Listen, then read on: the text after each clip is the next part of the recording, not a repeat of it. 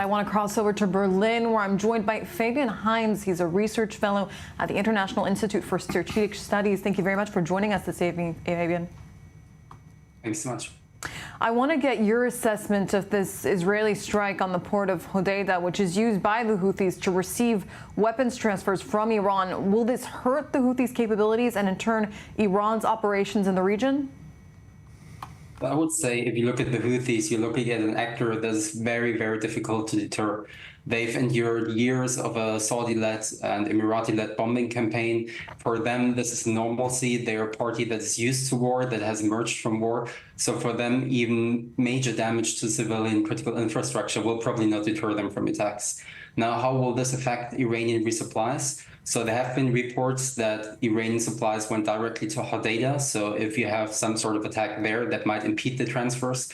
But a lot of these capabilities can also be disassembled into smaller parts. Iran has established local production for some of the missiles and drones being used, potentially also for the Samad 3 that we saw being used against Tel Aviv. So you only have to smuggle small components. So it is a strong symbol, but it will probably not stop the Houthis from acquiring these capabilities. Should Israel be wary of the Houthi threats given Friday's unfortunately successful drone strike in Tel Aviv?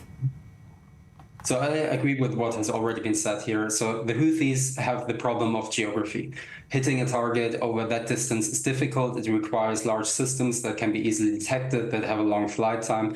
It requires quite expensive systems. If you look at the missiles they're using, ballistic missiles of that range are expensive, they're complicated. You can't have them in the same numbers that you have artillery rockets with 100 kilometers range. So I think because of that, they're limited in the quantity, and Israel has shown itself to be quite capable of defending against these threats. Now, in regards to what the Houthis have, can they scale up attacks from what they've done already in terms of numbers? Perhaps a little bit in terms of quality, I'm not sure. They've basically used everything that is in their arsenal and has that range against Israel already. So I'm not entirely certain whether we're going to see a really large qualitative change in their attacks. The IDF says human error is to blame for failing to intercept Friday morning's deadly Houthi drone. How did a drone fired from Yemen successfully hit a building in Tel Aviv on the Mediterranean coast?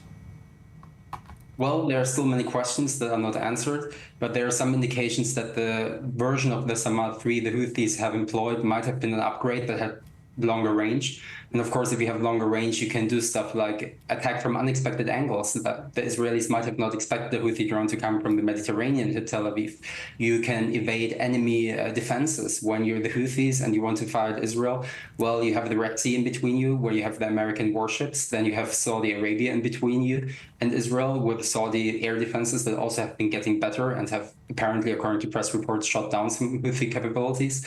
So if you have additional range, you can try to avoid all of these obstacles and attack from an angle that no one really expected. So that might have contributed to that one lucky Houthi shot we've seen.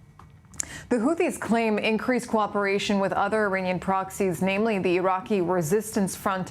In your eyes, have the lessons from Hezbollah's successful campaign of drone infiltration in northern Israel have been passed on to its other partners in the region?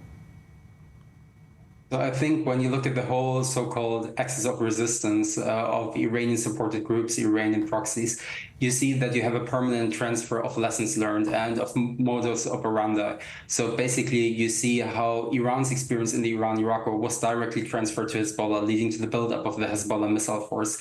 You see how other groups then copied the Hezbollah operations in 2006. So I think we're going to see a large proliferation of successful tactics.